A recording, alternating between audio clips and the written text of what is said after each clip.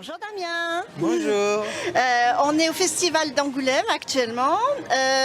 Dis-moi, merci en tout cas de m'avoir accordé cette interview. Pas de souci. C'est adorable parce que aujourd'hui, c'est mercredi, c'est le jour encore de montage pour les éditeurs. Donc là, tu fais une petite pause syndicale. C'est ça. Après, il y a les rendez-vous pro en haut au marché des droits. Mais nous, on a déjà installé. Donc, Ouais, là vous êtes bien en avance. Hein. Vous êtes parés, j'ai l'impression. Ça c'est cool. Vous êtes deux frères chez Nazca. Est-ce que tu peux nous présenter un petit peu la maison d'édition? D'accord. Alors du coup, c'est mon frère et moi, on a cofondé la maison d'édition 2019. On a commencé par publier du manga chinois, tout en couleur dans nos sens de lecture, parce qu'on trouvait que c'était dommage, il n'y avait pas encore la vague webtoon, etc., pour publier ce genre d'œuvre qui était que en numérique. Notre première œuvre, elle était numéro 1 en lecture en ligne, même devant Solo Leveling au début. Et personne l'a publié, même pas dans son pays d'origine, elle n'était même pas publiée en version physique. Ah ouais. Tu peux nous citer? Est-ce que tu l'as sur le stand? Ouais. Tu vas nous la montrer, comme ça va illustrer un petit peu. Ouais, je vais prendre celui-là. Du coup, on va rien reconnaître.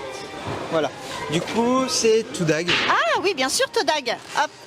Et du coup, en lecture en ligne, il continue à très bien fonctionner, etc.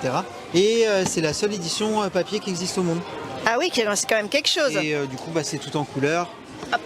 Hop, on voit pas mal, c'est tout en couleur. Et c'est un peu ça aussi qui a amené la vague du webtoon par derrière et qui a pu permettre de voir que ça pouvait fonctionner. Après, nous, on avait fait le choix de la garder en petit format pour pouvoir avoir un prix abordable. Voilà, raisonnable. Donc un précurseur. Hein. Vous avez été dans les précurseurs.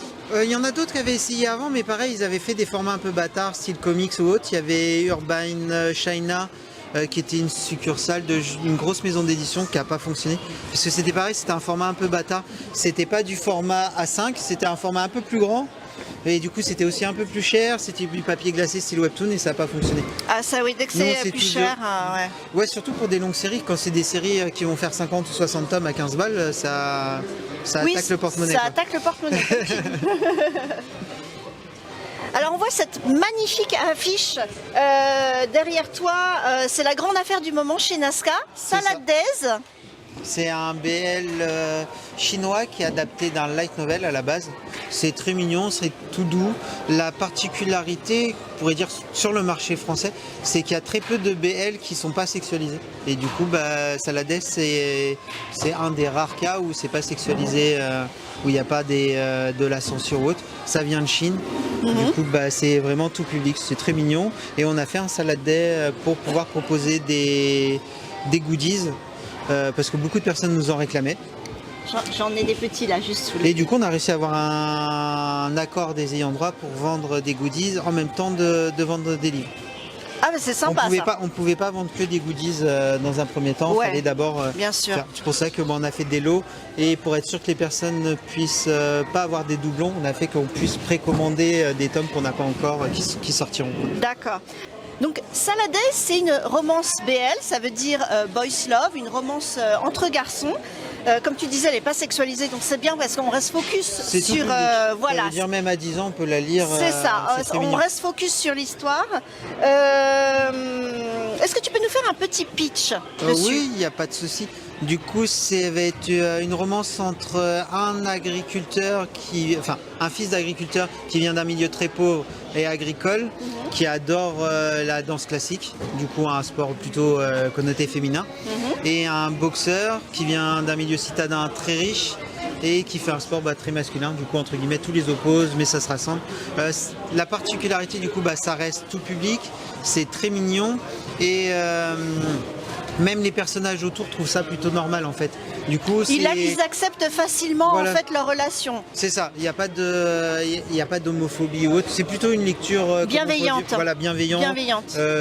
Cocooning, câlin quoi. Ouais, mais j'ai eu la chance de la découvrir sur Webtoon puisque vous aviez confié en fait le on a BL sorti à Webtoon. la première saison sur Webtoon et après sinon on peut aussi la lire en abonnement sur Mangayo. C'est les deux endroits où on peut les lire. Et là, tu as plusieurs saisons sur Mangayo?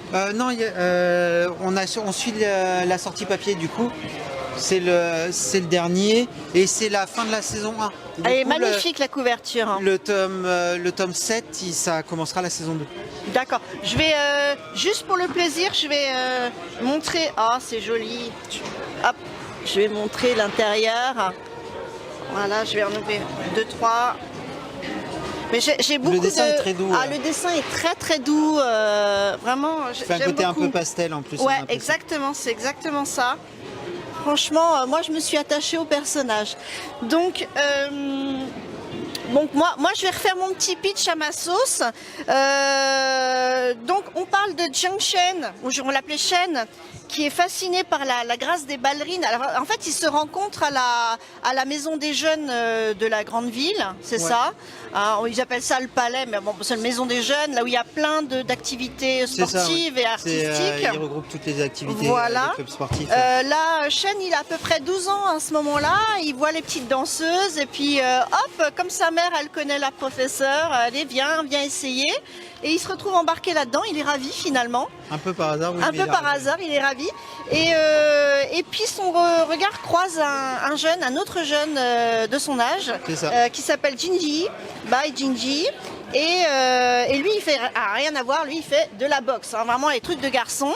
Mais, je sais pas, il y a quelque chose, le regard s'accroche, exactement. Et... il y a aussi un papy qui tient une bibliothèque de location dans son petit village et qui lui confie une cassette du Lac des Cygnes.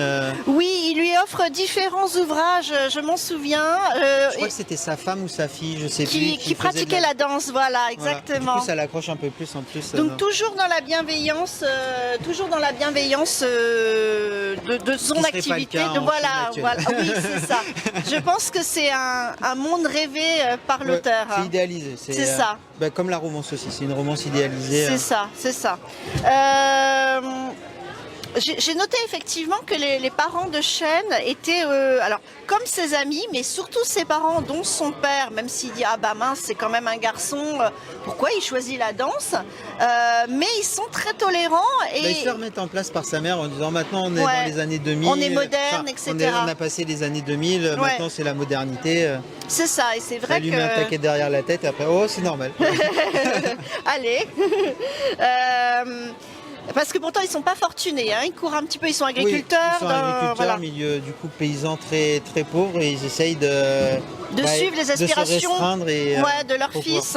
Et on sent aussi que tout le monde se serre les coudes pour, je sais pas moi, lui offrir des chaussons, des trucs comme ça. Et on voit que la pauvreté elle touche un peu parce qu'il y a un de ses amis qui travaille pour que sa petite sœur puisse faire du dessin parce que effectivement. Sinon elle pourrait pas suivre son rêve non plus. Donc suivre ses aspirations malgré tout, ça fait les meilleurs artistes. Hein. Oui. Ça fait les meilleurs artistes. Donc beaucoup de tendresse un peu partout, mais aussi bien sûr principalement entre les deux protagonistes depuis quasiment leur première rencontre, enfin en tout cas la première accroche. On les suit de début d'adolescence. Je dirais prépubère quoi. 12 ans à peu près, et puis on les retrouve un peu plus tard autour de 15 ans je crois. Ouais, c'est 15-16 ans. 15-16 ans, ouais. Et donc, mon autre question, c'est est-ce que Saladaise, c'est le premier BL qui a été édité chez Nascat? On n'a pas d'autres? Non, on n'a pas d'autres. On avait publié un Yuri, un Girl Love avant. D'accord. Et non, c'est le premier. C'est le premier webtoon aussi, BL qu'on publie.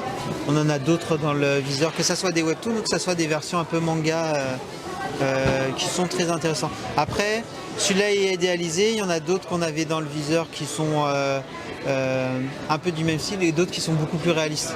Oui, c'est ça, oui. Ça fait un peu conte de fées. Il est un petit peu plus conte de fées, Saladaise. Mais il a eu quand même beaucoup de succès, je crois, sur Webtoon. Hein. Oui. Il est apprécié. Après, sur Webtoon, c'est aussi un des premiers qui a été publié parce que, comme je disais avant, en Webtoon, en BL, souvent c'est pas tout public, ça va être plus 16 ou plus 18 ans. Et du coup, sur Webtoon, ils peuvent pas publier ce genre d'édition. Ils commencent à le faire un peu, mais à la base, ils ne voulaient pas du tout. À la base, ils voulaient pas, ils censuraient quand même beaucoup. Ouais. Et du coup, non, il a eu pas mal de succès. Au moins, c'est bien, c'est qu'on peut le faire lire à tout le monde. C'est ça, ça fait une belle ouverture d'esprit. Et oui, c'est tranquille, c'est très sympa. Oui, alors justement, ça poursuit, ça va dans le sens de ma deuxième question, enfin mon autre question. Qu'est-ce qui vous a attiré dans le choix de Saladez? Saladez, du coup, c'est notre traductrice qui l'avait conseillé pour dire ah, regarde, il est sympa, etc. J'avais regardé, j'avais beaucoup aimé le côté tout doux, lecture bienveillante et réconfortante. Ouais, c'est ça. J'aime bien des fois cette vibe. Moi, je suis plus heroic fantasy, etc. Ouais.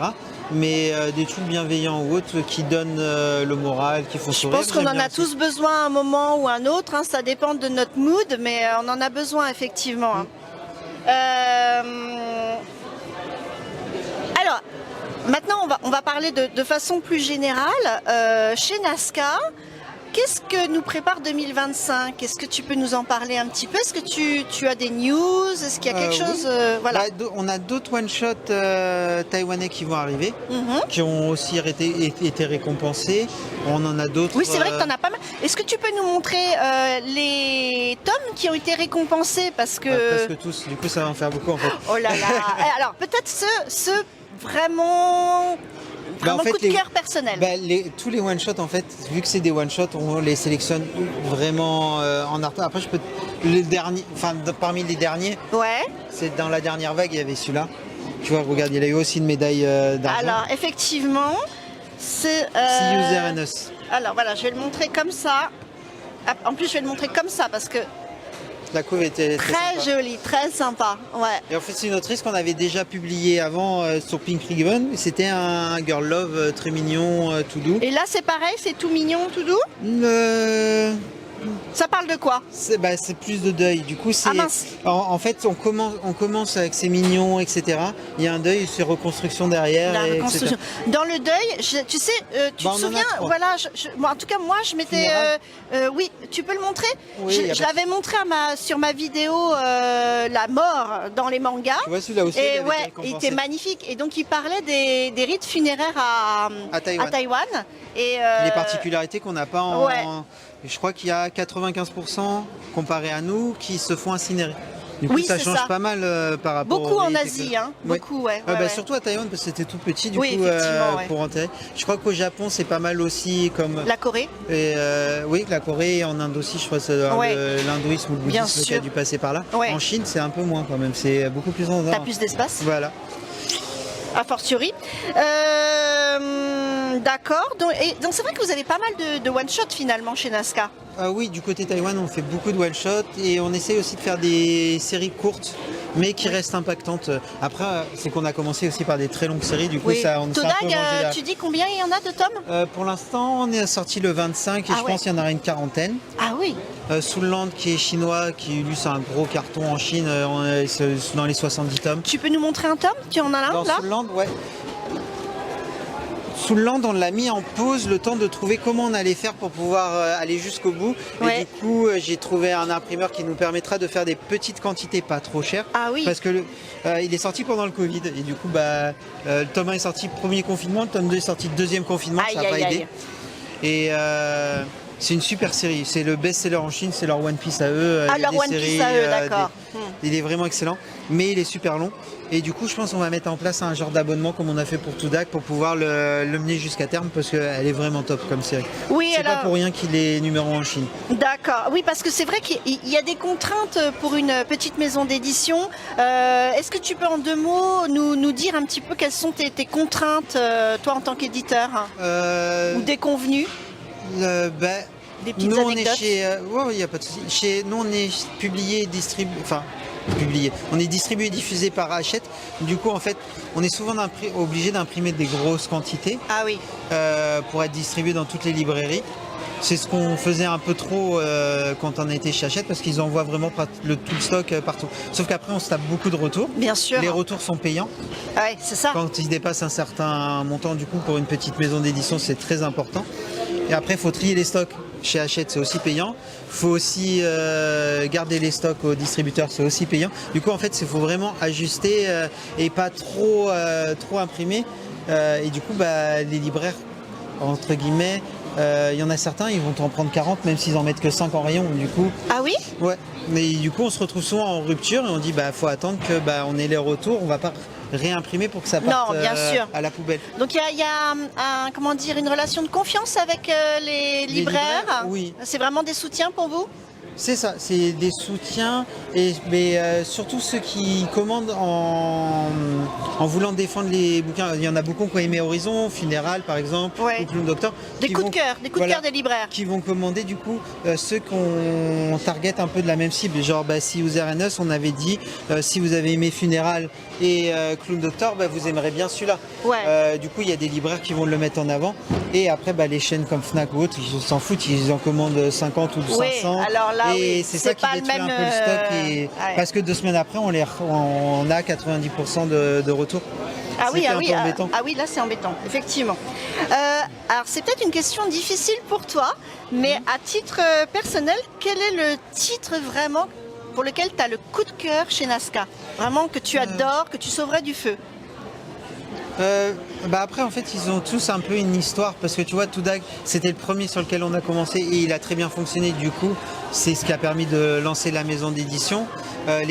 Certains one-shot taïwanais on les adore de par la thématique, de pas parce qu'on a rencontré les auteurs ou autres, et dans un autre genre il y a Horizon que moi j'adore totalement. Horizon, alors ici, je un montre le webtoon. tome 3, mais... C'est un webtoon à la base, il a même été retravaillé par l'auteur pour faire des bouquins.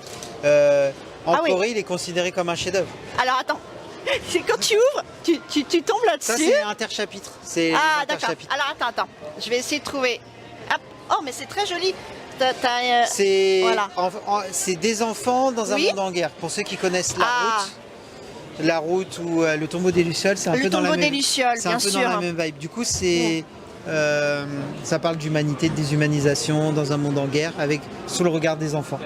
Ouais, mais les enfants, ils n'ont pas de nom. C'est le garçon, la fille. Donc c'est un duo d'enfants. Voilà, on rencontre en fait des archétypes de l'humanité. Il va y avoir un professeur, un fou, etc. C'est une œuvre sombre mais ultra impactante. On s'en souvient toute sa vie, comme le tombeau des Lucioles. Tu le lis une fois. Oui. Par contre, ça te laisse pas au fond du trou.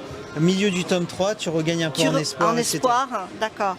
Mais c'est une lecture. Et là, c'est en 3 tomes? Ouais, en 3 tomes. D'accord, donc les trois tomes sont sortis déjà. Ouais.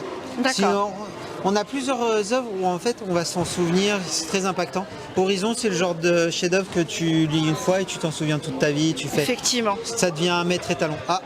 On a des petits problèmes de lumière, mais bon, c'est pas grave, ça fait un petit style. Vu que la caméra est numérique, on voit. Heureusement, c'est encore assez bon. Ouais. Heureusement, ouais. Désolée pour cet intermède musical. Ah oui, quelle musique. Alors, on était quand même sur la fin de cette interview. Tu disais difficile de choisir. On parlait donc d'Horizon. Vu qu'on a des thématiques différentes, on va avoir de l'action aventure tout public. On a des trucs plutôt sociétal psychologiques. Après, on s'attache plus à un titre particulier qui est représentatif des autres. Oui. Mais vu qu'on a plusieurs lignes éditoriales, c'est un peu plus compliqué à choisir. Bon, en tout cas, merci beaucoup de m'avoir accordé cette interview. On espère que du coup, vous allez faire le plein pour faire découvrir vos titres à Angoulême, parce qu'il y a quand même, c'est très large, il y a un panel assez large. Après, c'est pas mal à Angoulême, c'est que c'est un public qui va être plus demandeur de découvrir des nouveautés. Du coup, les one-shots, des fois qu'on va moins vendre sur d'autres salons, vont plus partir, et à contrario, les séries action-aventure type shonen ou autres vont moins se vendre ici. Ah oui, donc très bien, c'est tout indiqué. D'accord. Bon c'est top. Voilà, merci beaucoup Damien. Merci. Et puis plein de bonnes choses, un bon festival d'Angoulême. Merci, toi aussi. Merci. Bien là. Ouais. Peut-être qu'on va je prends les froids juste pour toi. Mais il faut enregistrer un peu descendre. T'es sorti à tes Attends. Ciao. Bon, oui, comme on dit, ciao. Ciao. Je suis avec Federica, qui est la dessinatrice de Nera chez Kana. C'est une petite interview comme ça, sur le pouce. Moi, c'est merveilleux. Je suis épatée parce que Federica, elle parle vraiment bien le français. Je suis incapable de faire la même chose. En italien. Ah oui, non, alors là, en italien, 0. Ah ouais. En anglais, je galère. Donc tu as toute mon admiration. C'est fait vraiment pour les Français pour pouvoir parler avec vous et tout. J'ai vraiment aimé tout de suite d'échanger avec les gens. Ouais. Et pas pouvoir faire ça, c'était vraiment la galère au début. Ouais, bah t'as vraiment pris. Je sais que tu te souviens quand on a fait le podcast avec Segoayo et tu travaillais ton français, tu travaillais. Je trouvais ça vraiment vachement bien. Mais t'as fait beaucoup de progrès. Hein. T'as fait vraiment beaucoup de progrès sur le français. Hein. Tu vas voir les prochaines fois alors. Ah oui, carrément. Alors, Federica, moi, j'ai les 4 tomes de Rodera. Les 4 premières. 4 premiers tomes. Je sais que c'est quoi, c'est le premier arc, hein, si je me C'est les trompe pas. premiers arcs. Voilà. Est-ce que tu peux nous dire un peu ce qui se passe sur Rodera là prochainement? Alors, on commence à pouvoir vous donner des nouvelles. Ah, ça c'est cool. Ça c'est cool. En fait, après des mois qu'on regardait les silences, sinon c'est super beau, c'est un magasin. Comme ça. Et on a pu annoncer un spin-off de Nera qui sortira pour Manga Show. Ah, Et ça veut dire pour édition Cana, D'accord. édition Star Comics en Italie, Astraves en Allemagne et Planeta Comic en Espagne. wow. Et C'est européen là. C'est européen, la petite c'est européenne. C'est une magazine qui pour la première fois, je crois, dans le monde, Oui. va sortir dans les montants en 4 langues différentes. Carrément, en France, il sortait à tout en français. Ouais, non mais. Bah, il y a des gens qui l'ont demandé ça. Hein. Ah oui. Alors, c'est les clients allemands, non. Non, non. Ah, il en faut pour tout le monde. Il y a des traducteurs qui travaillent pour faire sortir les choses. Et donc ça veut dire que chaque 3 mois, il y aura ce magazine-là, D'accord. avec plein des auteurs européennes, des mangas, donc des global mangas, Ouais. et carrément beaucoup de français, des italiennes, allemandes et des espagnols. Et on espère aussi de pouvoir enlargir à d'autres pays dans le futur. Ah oui, tout à fait. Voilà. Et donc, on a pu montrer les pages. Ah. C'est un spin-off d'Anerail qui commencera dans les premières tomes. D'accord. Et donc, on a déjà mis quelques pages sur les réseaux. Et sur notre compte Instagram, les miennes, lesquelles de Cab, clairement, il y a un reel. Ah oui, c'est vrai. qui Allez en le a voir monté. sur Instagram. Ouais. Il vient Et de sortir, ouais. Oui, c'est en français et en arabe. Ah ouais. Oui, c'était doublé, c'était travaillé. Et on a mis quelques petits extraits des pages. D'accord. Mais carrément, c'est pas seulement ça, on ne peut pas faire une chose à la fois. On Oui, fait oui. plusieurs. Oui, ah oui, parce que tu travailles toujours sur Onera. Alors on est Oui. 5 du On coup. est à 5, je suis là. Ouais. On l'a dû mettre en pause pour travailler sur le spin-off et des Ouais. autres choses. Ouais. Mais on est déjà retourné avec plein d'énergie et je peux dire que les tomes, les 5e, Ouais. donc les prochains tomes, on peut Oui, dire, oui. pour moi, c'est les meilleurs. Ah C'est ouais. les tomes les plus belles. Il y a aussi des personnages que j'aime, des gens que j'aime, mais des personnages, un des personnages que j'aime le plus, c'est là. Je ne peux pas dire parce que ça va être une surprise. Surprise. Bah, il faut faire des autres. Oui. Quand même. Et en dehors de ça, je suis aussi un éditeur. Oui, c'est vrai, raconte-nous J'ai ça. écrit ça. Ah, une petite anecdote. C'est un petit anecdote. Ouais. En fait, bah, aussi pour une chose. Oui, c'est drôle. Mais les choses se retrouvent comme ça naturellement. Oui, si. Et dans le magazine du show, Oui. je suis autrice, donc dessinatrice pour la spin-off de Nera avec Cab, pour la partie française. Oui. Pour la partie italienne, je fais partie du comité éditorial italien. Oui, c'est quand même un travail à part entière en plus. Donc, t'es une femme orchestre partout à la fois. C'est pas moi qui va choisir ça. C'est moi qui je vais pas vous appeler à faire toc-toc sur les portes. Oui, t'as pas démarché en fait. Ah oui, demandé. voilà, les gens. Ouais. Et donc, ils m'ont appelé pour faire ça. Et alors, j'ai contrôle avec mes autres éditeurs, donc notamment David De Morato, des Arrangia Studio, c'est le studio dans lequel je bosse. D'accord. Donc, mon ERA, c'est un peu parti aussi Arrangia Studio. D'accord. Et avec Christophe Zorco, Oui. qui c'est un des éditeurs des éditions Star Comics. D'accord. Donc on Comics, contrôle les voilà. pages, je vois les mémos, Oui. les gens. Oui. Bon, je fais non, ça ne marche pas, tu n'as pas la ligne de lecture. ce texte il y a trop de textes, Oui, l'anatomie ne fonctionne pas. Oui. Donc monter des majoris, c'est... Donc là, oui, tu checkes tout en fait. Ouais, c'est ça. Mais c'est fait. Alors, c'est vrai que ça va me prendre moitié de la journée, Ouais. des fois. Du coup, ça te laisse moins de temps pour Onera. Bah alors, quand il y a besoin de ton honoraire, tu le prends. Je le prends. Je dis les gens, écoutez, il faut que vous faites les choses seuls. Non, bah, débrouillez-vous seul. Débrouillez-vous seul, merci que je vous aide. Je check après. Voilà, merci. Voilà, petite notion. C'est ça. Et, en fait, je donne un espace de temps dans lequel je dois travailler seulement sur ça. Et donc, je fais, alors vous faites tout que vous pouvez avant.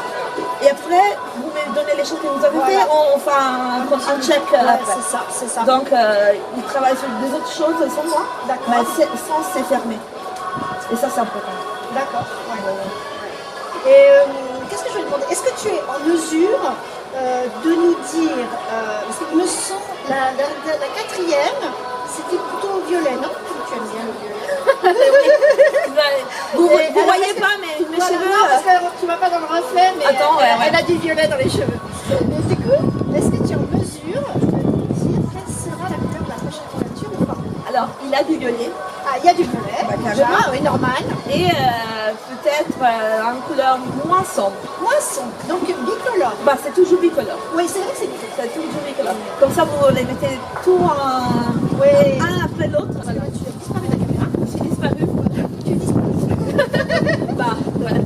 Non, on a besoin de toi, tu restes là. Hein. Non, je vais rester ici et live and kicking, comme les Anglais disent. Oui. Qu'est-ce qu'ils disent les Anglais? Alive. Alive. Alive and kicking. Like And kicking. Ah, alive and kicking, ok. Good. Et non, des choses à raconter.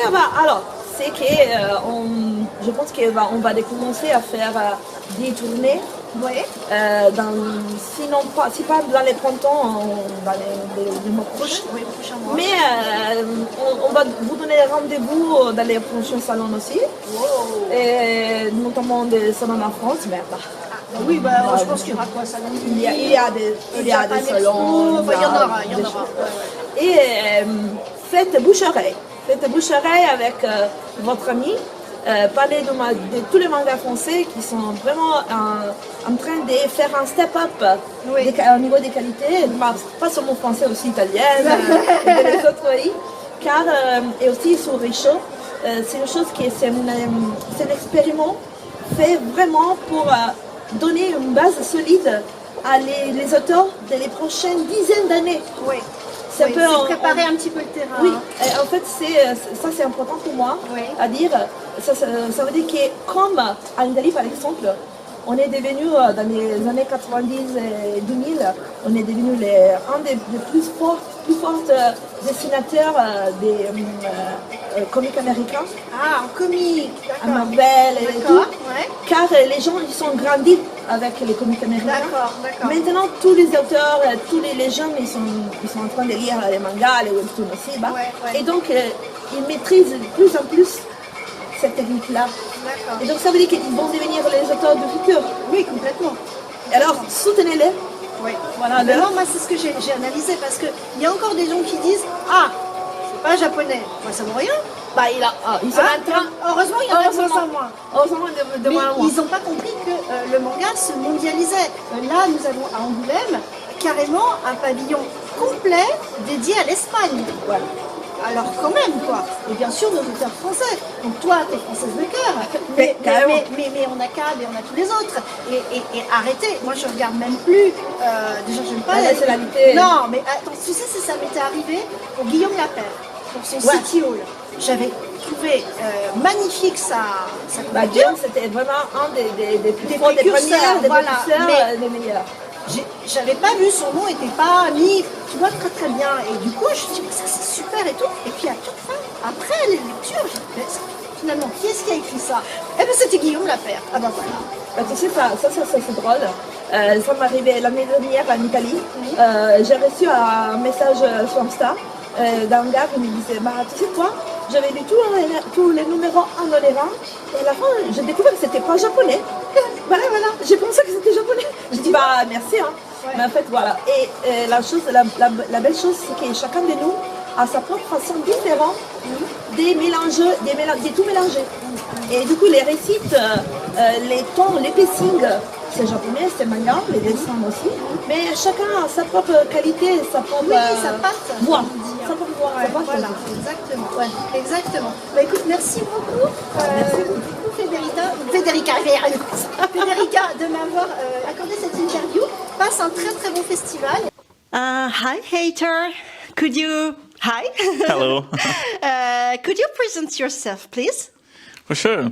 My name is Heitor Amatsu, right? I'm a mangaka. I'm working with manga, have probably 7 or 8 years. Oh. And I already won some contests in Japan Really? from Tiny Manga Audition. And I publish mangas here in France, in Brazil, and I'm working with some comics in United States too. Really? A good Yeah. experience. Yeah. And that's it. I work with some illustrations for some games, some commercials, and that's it. So, Magnum Opus is your first book? It was my first book, publisher. But you used to draw before. I dropped 4, but Magnum Opus was the first one published, and the other works that I made has been published after Magnum Opus. Okay. Could you make a little pitch about your story? Okay, Magnum Opus is a fantasy story about Magnum. It's a really poor boy that have a really how can I say, a really good image of a grand knight in a city called Vonera, and this knight is called Graham.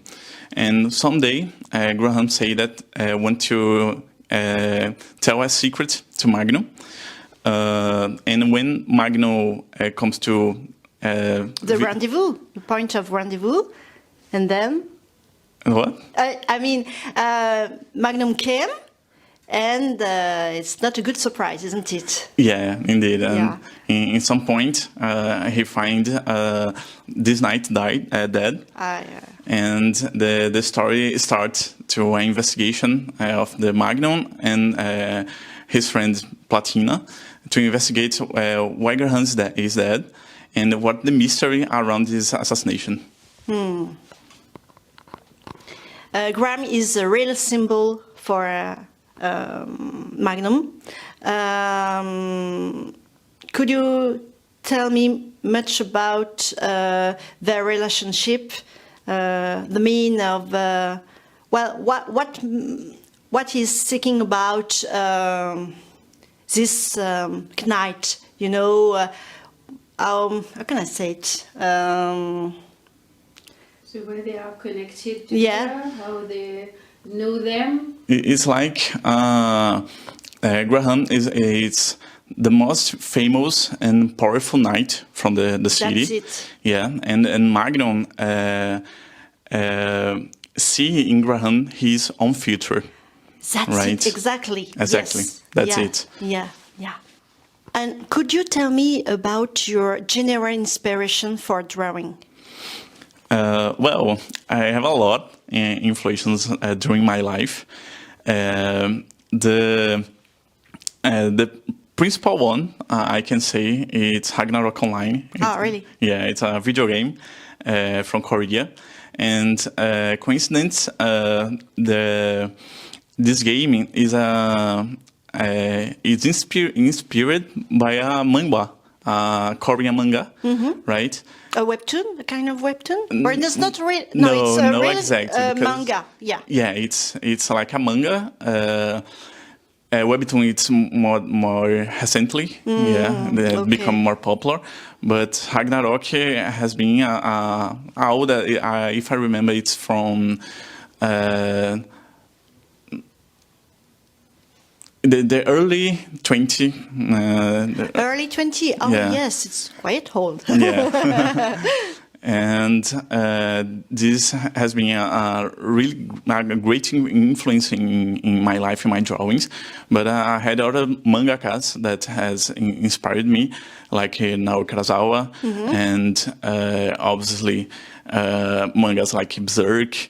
And I confess that probably don't make much sense in Magnum Opus, but I really like Junji Ito, and this is a really good reference for me, and probably will be more evident in my next works. And I have some influence by regional artists from my country too. Yeah, I had friends that was amazing artists, but never published outside from Brazil. Oh. And I'm so happy that I'm publishing outside. Yeah, it's a really dream for me. Oh, good. Yeah, I'm happy for you too. Thank you. What can I say? So you talked about the future, what you're gonna make, your future project. Could you tell me a few words about it? I can't say much at the moment. We could say Junji Ito style, horrific story. My last comic, my last manga in Brazil was an action horror, right? And called Lampion. And I was following this side of telling stories. I'm focusing in horror stories. I really like the genre. But I'm open two ways. I'm working, for example, I'm working with webtoons today, and it's more action and fun stories, like a common shonen. Né? How do you say it? Shonen. Okay. Shonen manga, but in webtoon. And I wanted to try more horror stories for manga stuffs. Okay. For the future, but I will tell more in the future. Okay, I can't say it now. Okay. Thank you very much. Thank you to have granted me this interview, and I hope to see you again very soon. Thank you so much. It's a pleasure. Thank you. Goodbye. Bye-bye. Okay. Hello, you too, you both. De tennis. I don't know if I'm articulating very well. Yeah, it's like de tennis. De tennis. Tennis from the like Nike tennis or Puma tennis. Okay. It means actually me wearing tennis. Okay. Yeah, in Portuguese. Okay, positive vibe. Vibe. So Gigi on my left and Paulo on my right. So thank you to grant me this interview. Could you present yourself? Yes. Maybe Gigi first.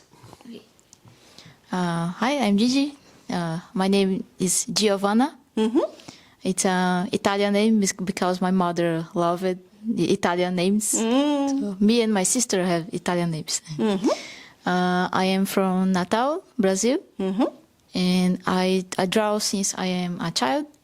So when I was 17, I decided to draw professionally. So I worked very hard.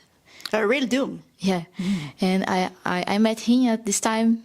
So he helped me a lot since that time. Really? Yeah. It's long in the past. Now I am 34 and he is 38. Yes. A long time together. Yeah, long time together. And we work together. Childhood friends, huh? Yeah. We work together since then and making illustration and manga. Okay, thank you. And you, Paolo? Yeah, I'm Paulo. As she said, I have 38 years. Actually, I did a lot of things in my life that I just abandoned, like mechanical engineering graduation and a veterinary Really? graduation. Yeah. Very different thing. Yeah, I really did a lot of different things too. I met her. I think we both loved the comics and especially the manga. I read comics since I was a kid. I think the first comic that marked myself was The Death of Superman that I read on the comic shop.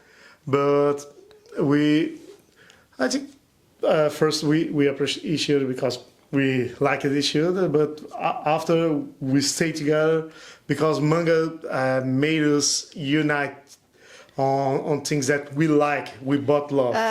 Much resonance for you, sensibility, yes, about manga. Sensibility and think that we want to strive, especially because we both, I think, wanted to tell stories. So when she met me and know that I was supposed to write, I know how to write, and when I met her and she can draw, I think we melted together. So really, so you've made your duo a Daltonist. So yeah, made a duo the tennis, and we studied a lot, and now we have. Since we started, we have some prize. We won some prize on Japan. We are working right now with the Nouvelle Hydre. We work together since it was Editions A2T. We work together, and we always want to work with them because we love them. And good pasta, I thought about it. Huh? And right now we are beginning a new series on an editorial from Saudi and Japan. And yeah, I think we do a lot of things actually. We even do some comics for free on internet because we have a lot of ideas and we want to put everything out from our minds. So that's what we are, I think. That's good. I noticed a real, it's for Gigi, this question. I noticed a real sense of staging in your drawings, much so when Rain is waking this moment. Could you tell me how you are making your staging? When are you thinking about it before, or it's just in the moment? How do you do it? You mean the scenes? Right? Yeah. How I do the scenes. I call it staging, but I'm not sure of the term. Staging, mise en scène. La mise en scène, oui. Le découpage des cases. Alors là, tu m'en demandes trop. I think it's the scene. How you are making your scenes. Oh, like the tension. How you cut and place the way you the choose camera. the camera. You have a good sense to do it, to make it. Thank you. First, thank you. We read a lot of manga, and sometimes we watch movies that can have inspiration for the scenes. But we focus on what we want to, what message we want to tell. What message, yeah. Yeah, so to make the scene more strong, we decide when Rain wakes up, we see only his hands. Yeah, exactly. And So- is this really like a movie? Yeah, really. Yeah, because this way the reader feels like Rain. So the Absolutely, reader yes. is Rain. It's why I felt. And Rain is crawling, and you see his brother, the feet of his brother, and the tension of the place blowing up. And only in the end, the reader see Rain totally transformed. Yes. So it's like White hair and yeah, so on. everything changed, and our focus is to buy the tension for the reader. Okay. I think we can say that when it was 2009, 2010, we studied a lot of cinematic photography, especially because of the how movies and films do the scenes, especially how to compose of the scenes. So I think that's why she can do it good, because it was like 2 entire years just striving on this matter. This kind of subject is still a thing that we like to study a lot and see another examples that people use on manga. Okay, and anyway, I forget totally to ask you to tell us a little pitch of the story, finally. Paolo, maybe? Could you? Actually, I'm not better with this. I actually just, I think when I think a story, I think about the scenes of the story before I think what's the sum of the story, to sum up the story. But You're asking about the Jaguars. Jaguars, Yeah, Jaguars, yeah. But A Pitch of Jaguars, I think it's a story about revenge and love. Ah, Why revenge and love? Revenge because Rain lost something. you have two brothers. Yeah, you have two They are brothers. scientists. Yeah, they are scientists and they have a share love in common. But Yes. Rain is not correspondent. Just Rio. Rio has her, but from nothing, all disappear. All that life that he has disappears. So he wants it back. He wants somewhat of revenge of this. He wants his life back.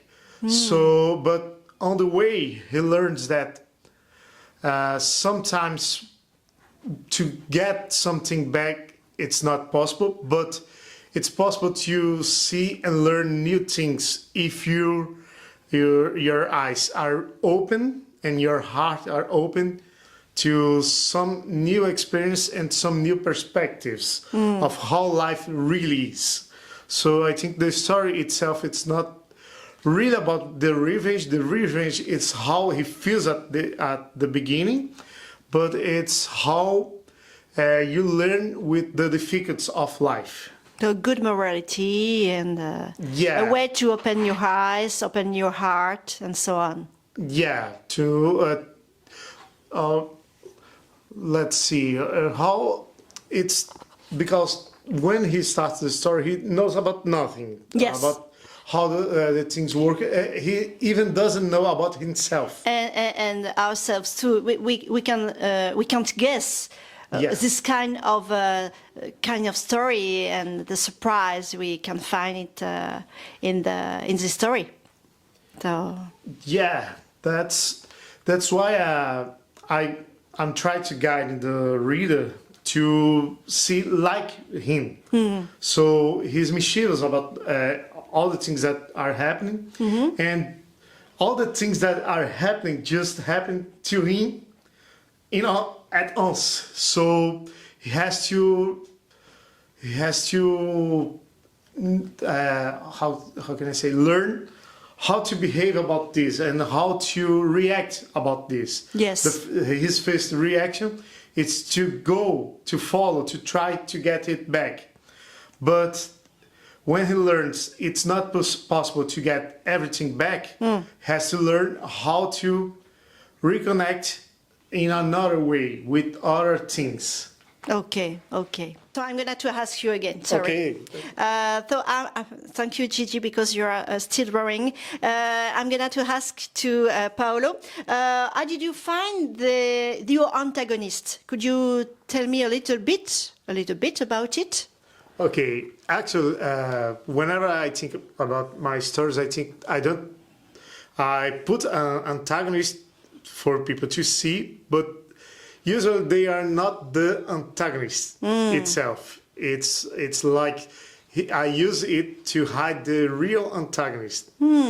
That's what I usually do on my stories because I like this way. I don't like things to go really straight. To not show on the first time. Yeah, to not sure, not because only because of this. Because I think the word, whenever we try to make a story that adults can read, I think we can make things like on duality, like good and bad. I Right. prefer the gray. Okay. The gray middle. zone. Yeah. A middle. So whenever I show at the first moment someone just bad, it's not that this person will be bad. It's not funny. Yeah, it's not bad to the end. Maybe it's bad, maybe it's bad because of something. So my antagonist, at first he has to convince me why he's the antagonist. In a way, I think the first person he has to convince, it's me, the writer. But to be the antagonist, I prefer antagonists that thinks they are the hero of their own stories. Oh, okay. So it's not a just cause, but I have a cause to be like this. That's why. That's how I decide I need this man as an antagonist. At first, it's Dr. Chagas, the antagonist, because he was the one that made all the things.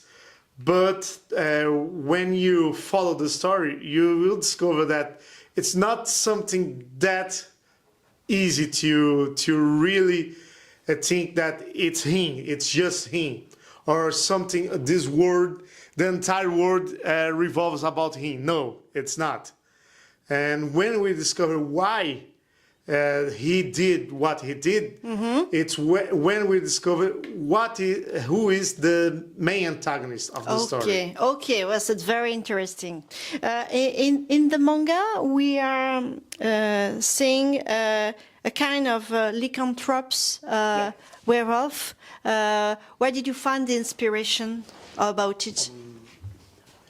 Actually, I found this inspiration in a lot of things.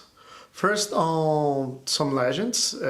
If you stood like the Deba, or if you stood like the cultures of Aztecs, Mayans, but if you go to African European cultures like the Mesopotamics, or if you go to the Olmecs, even before the Aztecs and all these societies, like 15,000 years ago, we can see legends of beasts, and man-eaters.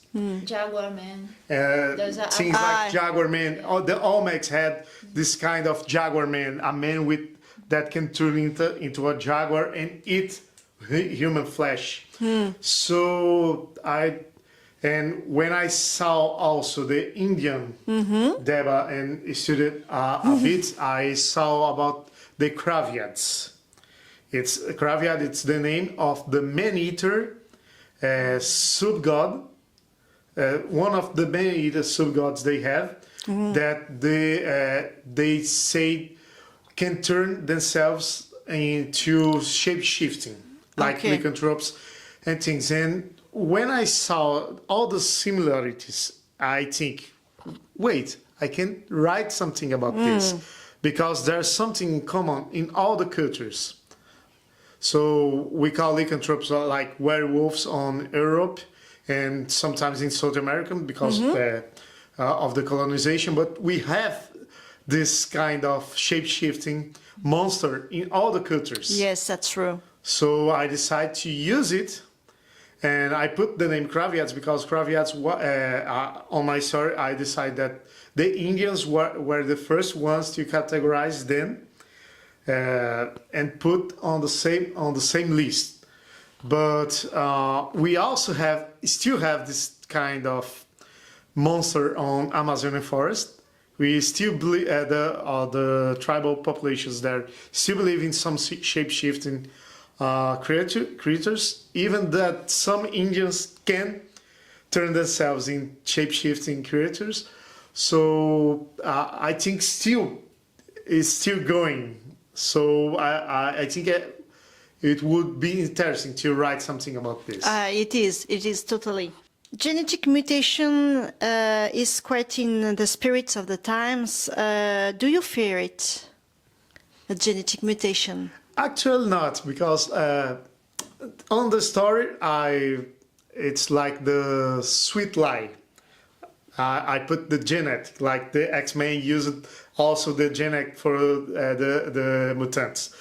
But actually, I don't fear the genetic mutation because I think I studied a lot of genetic, and I know that something like this will not happen. This No Molly. no, not like this, because Not so mutation- far. Yeah, it's Yeah. really far. Yeah. To change like this, but for my story, I decided to use it as a sweet lie, uniting like it's the fake science to the legends. So I unite a bit of fake science with the legends and put some real, but not that real science Not so together. much. But it's not like I'm not trying to explain the word on my story. I think it's the wrong way to go if you want to write something.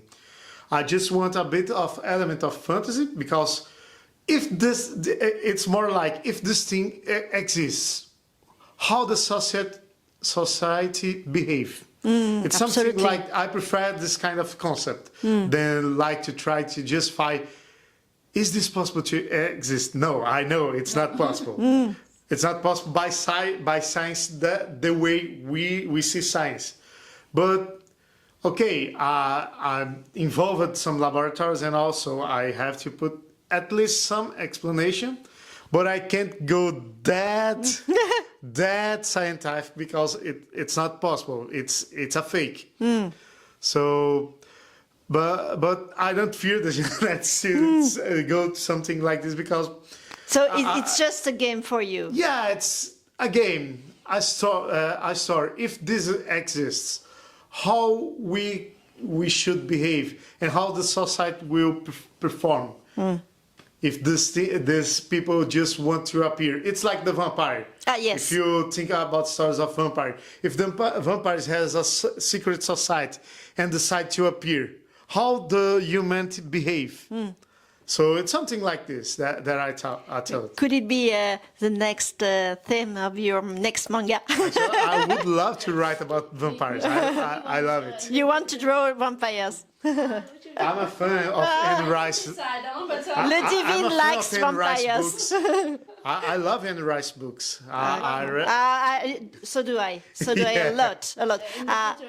Yes, I think she's described very well. We could think it's real when she describes vampire life and behavior. Yeah, and I want a concept like she did. On her first book, the interview with the vampire. With the vampire. Sometimes they see, oh, that's the science, but we don't know. We don't know. We will see just the magic about it on the next books, because on interview with the vampire, it's just wow, the vampire, it exists. Why? So, okay. But that's the interesting thing about the first book, because there's a vampire on the room. Absolutely. So maybe your next playground. So thanks a lot to you two to grant me this interview. My English is not so good, I'm don't sorry. worry about this. But maybe we can discover Jog Wars a little bit much more. And thanks to you, and see you very soon again. Thank you. I hope so. Thank you. Thank you.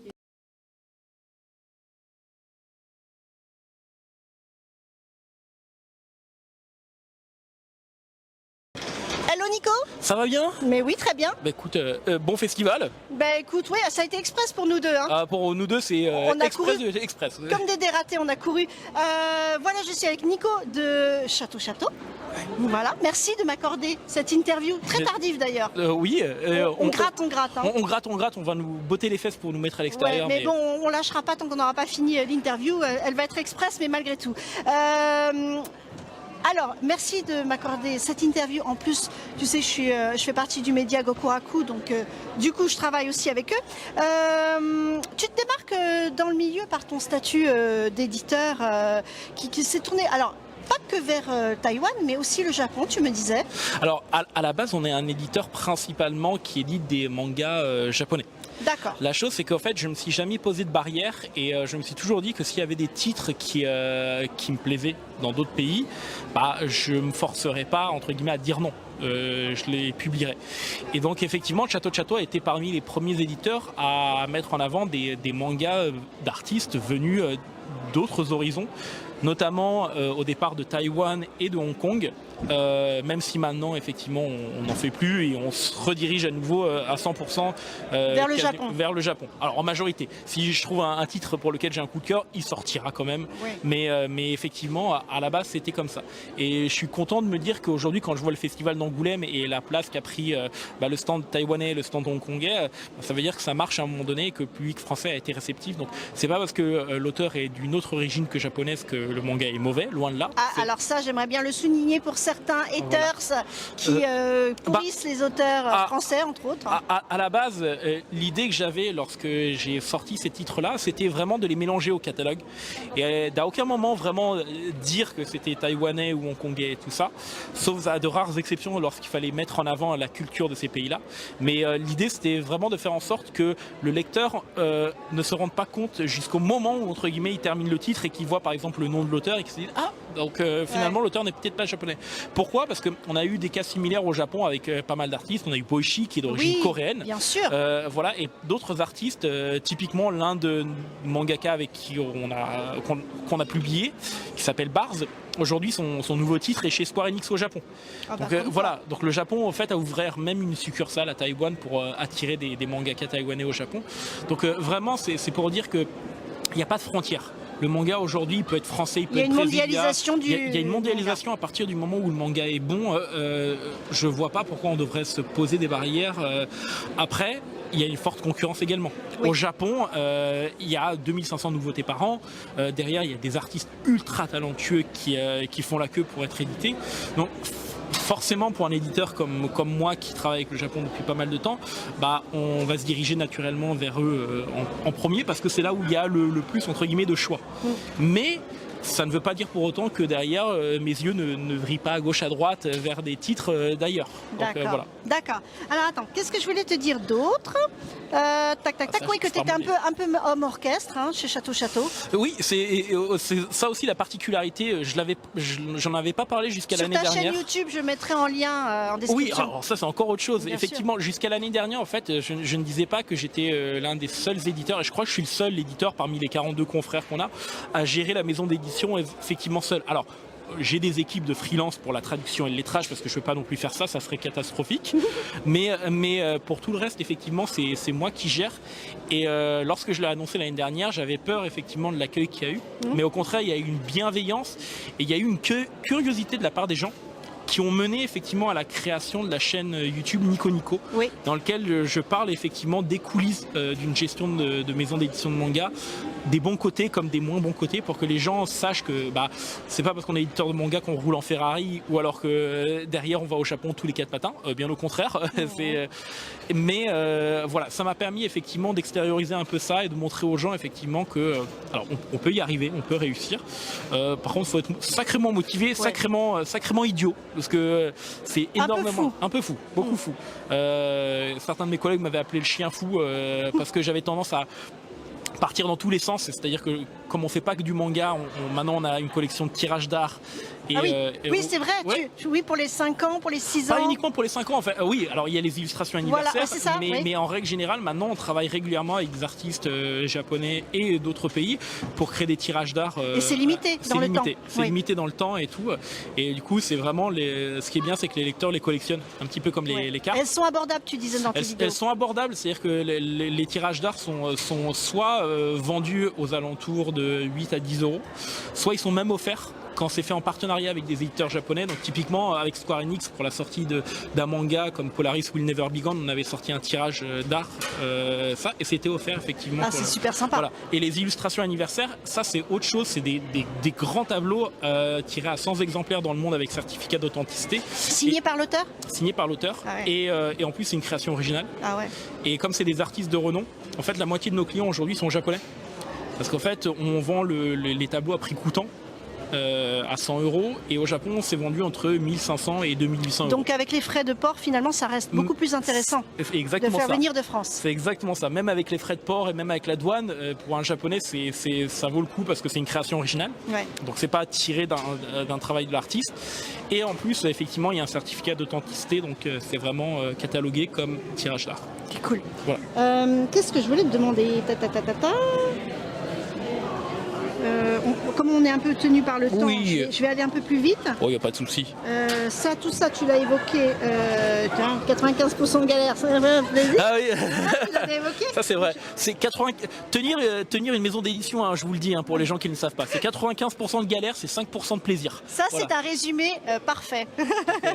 Et il faut en profiter, hein, des 5% de plaisir. Ah Là, dites-vous que même à Angoulême, j'arrive pas à avoir du plaisir. J'ai fait que des réunions et je dois partir ce soir. T'es comme moi, t'as couru, t'es un courant d'air. C'est ça. Et j'ai même pas pu profiter des expos ou de quoi que ce soit. Bon. Mais bon, voilà, 95% de galère et 5% de plaisir. Bon, en tout cas, qu'est-ce qu'on peut dire beaucoup de travail. Sûr. Oui, il y avait eu oui, alors tu n'avais pas prévu, mais tu étais convenu avec Taïwan pour quand tu as passé, comment dire, tu as demandé à avoir des subventions, des choses comme ça. Alors c'est revenir un petit peu sur l'histoire. c'était très spécial. Alors il y a une vidéo qui va couvrir. Oui, alors c'est vrai vraiment que je vous ça. invite à aller voir la vidéo de Parce Nico. que c'est beaucoup plus complet, mais en gros, en fait, moi je marche beaucoup à l'affect. C'est-à-dire Oui. que je sélectionne les titres au coup de cœur et il n'y a pas de recherche financière derrière. La chose, c'est que lorsqu'on lance des mangas, par exemple d'un autre pays, pour mettre en avant, par exemple, la culture taïwanaise, et qu'on a cette sensation que derrière il y a un manque de reconnaissance, et je ne parle pas de reconnaissance financière, mais un manque de reconnaissance de la part des instances gouvernementales, alors que d'autres confrères, eux, sont vraiment mis en avant et ont presque le tapis rouge, c'est un peu frustrant. Non, mais c'est surtout que toi, tu étais précurseur, en fait. On était parmi les premiers avec les éditions Kotoji Oui, qui c'est sont également là. Et du coup, effectivement, c'est d'autant plus frustrant de pouvoir se dire que voilà, on est laissé de côté parce que apparemment, on est déjà acquis. Et du coup, au bout d'un moment, je me suis dit, j'ai la chance de travailler avec beaucoup d'éditeurs partout dans le monde et tout ça. Et même si au niveau financier, arrêter une telle collaboration peut être une erreur, moi de mon côté, ça correspond à mes valeurs et tout ça. Tu as beaucoup réfléchi quand même. J'y réfléchis depuis 1 an. Et l'histoire des subventions que j'avais jamais demandé et que j'ai demandé une seule fois à la toute fin et qui a été refusée, pour moi a été la goutte qui a fait déborder le vase. Donc pour moi, c'était vraiment là, à ce moment-là, que je me suis dit ok, il faut arrêter. J'ai le choix. Il y a plein d'autres artistes. J'ai prévenu les artistes et les éditeurs taïwanais avec qui je travaillais et ils ont compris. C'est-à-dire qu'avant que je fasse le communiqué, j'ai pas lancé ça comme ça. J'ai prévenu vraiment tout le monde. T'as pas envoyé ta bombe? Non, j'ai vraiment prévenu tout le monde pour leur expliquer la situation, mon ressenti, tout ce qu'il y avait. Donc ils ont été extrêmement compréhensifs et vraiment rien que pour ça, je les remercie. Et ça ne veut pas dire qu'on va arrêter de soutenir les titres taïwanais qu'on a déjà sortis. Oui, tu les continues. Je les continue tant qu'on a les droits d'exploitation. Je continuerai à les mettre en avant. Ça, il n'y aura pas de souci. C'est juste qu'il n'y aura pas de nouveaux titres qui vont sortir. Mais il faut comprendre qu'avec moi, ça marche avant tout à l'affect, à la confiance, et le côté artistique passe par-dessus le côté financier. En fait, moi, à mon humble niveau, je suis exactement comme toi. Je fonctionne pareil quand je choisis un titre. C'est ça, sauf que moi, je dois gérer une entreprise, donc c'est plus galère. Mais ne faites pas cette erreur stratégique au niveau business. Ne faites pas comme moi. Voilà. Ah oui, est-ce que tu peux nous parler en quelques mots de Château Shan? Alors oui, alors ça c'était encore une... il faut comprendre que quand j'ai créé la maison d'édition, c'était également un moyen pour moi de cocher des cases à des envies que j'ai. On a tous une bucket list avec des trucs qu'on voudrait faire. Et créer une VTubeuse, ça faisait partie des envies que j'avais depuis pas mal de temps. Ça c'est très commun au Japon, les VTubeuses. Les VTubeuses, c'est très commun au Japon, c'est pas très commun en France. Je connais pas très bien moi. C'est un truc qu'il faut introduire, qu'il faut expliquer, il faut être assez pédagogique parce que c'est assez spécial. Là pareil, c'est novateur. Hein. C'est novateur et c'est assez spécial et tout, et ça coûte très cher. Très très très cher. Et tu disais que la nouvelle mouture, et puis il fallait t'adapter, c'était cher aussi, c'était un budget. Alors ouais, parce qu'en fait il faut comprendre qu'à la base on avait fait le modèle de la VTubeuse en 2D, et en fait il y a une voix derrière les VTubeuses. Nous en France, moi ça a été une occasion de cocher une autre case, et en fait il y a une comédienne de doublage, comédienne tout court que j'adore, qui s'appelle Geneviève Duang. Donc pour les personnes qui aiment Wakfu, c'est la voix d'Evangeline, c'est la voix de Ciri, voilà, et c'est la voix de Ciri dans The Witcher, dont le 4e volet a été annoncé. Donc c'est vraiment une voix dont j'étais éperdument amoureux quand j'étais plus jeune. J'adorais sa voix et ça, et j'ai toujours voulu travailler avec elle. Et du coup, en fait, c'était un bon moyen pour moi de lui proposer quelque chose. Elle connaissait rien au monde du VTubing. J'arrive. Et elle connaissait rien au monde du VTubing, mais elle a aimé le projet et elle m'a dit ok, on se lance. Donc en fait, il y a un acteur derrière le personnage VTubing. C'est ça. Et la chose, c'est que comme elle vient du monde du doublage, elle a besoin d'extérioriser lorsqu'elle fait la voix et tout ça. Et comme le personnage en 2D ne bouge pas énormément, elle m'a sorti... Elle était frustrée. Elle était un peu frustrée et j'adore son honnêteté parce qu'à la fin du premier doublage, elle a fait « Non mais le personnage il bouge pas beaucoup ». Et en fait, moi comme je suis avant tout un fan d'elle, avant d'être effectivement la personne qui l'embauche, bah, du coup je me suis dit il faut que je fasse quelque chose qui va lui plaire. Donc on a redemandé à faire un modèle, mais cette fois-ci en 3D, qui va être annoncé plus tard dans l'année. Et un peu plus tard, donc ça va faire partie des nouveautés 2025 chez toi. Il y aura ça en événement. Faire un événement, ça va pas être un énorme événement cette année, ça va être surtout une année dans laquelle on va améliorer les choses qui ont déjà été bien. Cette année, c'est ce que tu prévois de faire. C'est ça, c'est vraiment une année dans laquelle on... D'amélioration, de perfection. C'est ça, déjà sortir la fin des séries qu'on a déjà sorties un peu plus rapidement, parce que des fois ça a pris un peu de temps, et effectivement bien poser les bases, par exemple du VTubing et toutes ces choses-là qu'on a mis en place. Les surprises, ça sera pour dans quelques années qu'on prépare déjà, notamment pour le 10e anniversaire, oui. Ah oui, voilà. Tu anticipes beaucoup. C'est parce que ça demande beaucoup de temps. Beaucoup de temps. C'est des choses, on aime bien faire les choses en grand. Pour le 5e anniversaire, on avait fait un café à thème. Oui, ça n'avait jamais été fait en France. On a dû avoir la validation de tous les éditeurs pour pouvoir le mettre en place, donc c'était incroyable, mais on l'a fait parce que voilà, pour les 5 ans il fallait marquer. On a été également à Japan Expo avec Yana, une exposition, un manga qui est sorti en tirage limité, donc voilà, à chaque fois qu'on fait Japan Expo ou qu'on fête l'un de nos anniversaires, j'ai envie de dire canoniques, 5, 10, 15, 20, les importants, voilà, tu marques le coup. C'est ça. Ouais. Donc là je prépare déjà le 10e anniversaire, mais là pour cette année l'idée c'est d'apporter quelques surprises, mais pas non plus trop, et vraiment plus se focaliser sur les choses importantes. Exactement. Bon alors, la question de la fin serait, c'est peut-être une question difficile, mais s'il y avait le feu chez toi, et que tu avais tes mangas chéris, là, de Château, lequel tu sauverais du feu? En fait, c'est une question piège, parce que comme les mangas sont chez mon distributeur, je peux aller les récupérer là-bas. Théoriquement. On imagine. En fait, c'est quoi ton énorme coup de cœur?